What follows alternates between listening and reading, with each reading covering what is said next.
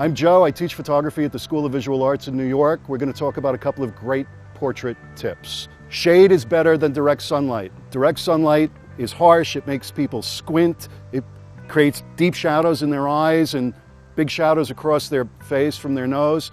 Shade is your friend. Overcast is your friend. Nice, even, soft, diffuse lighting.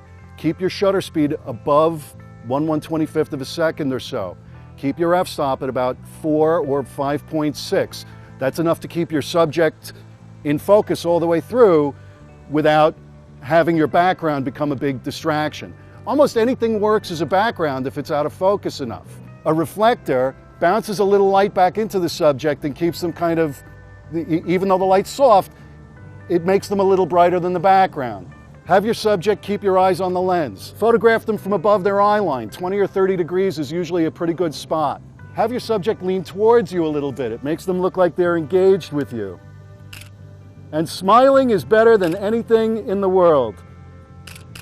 Happy people look good. It doesn't matter anything else about them. Happy people look good. Lift your chin just a tiny bit.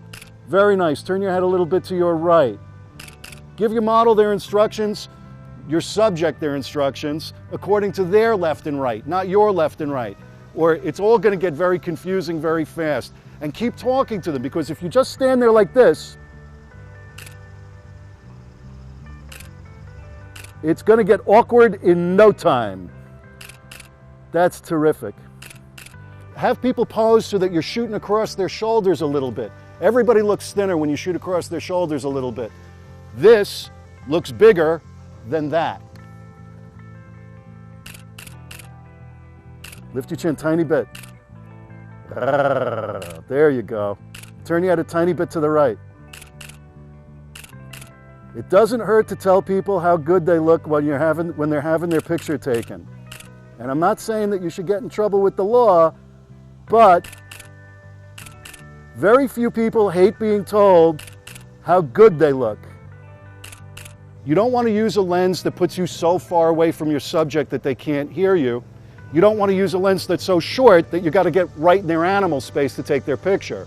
Usually something in the range of 85 to 105 millimeters is very flattering for portraits, and it allows you to be far enough away that you're not disturbing and not so close that you're even more disturbing. And those are a few great portrait photography tips.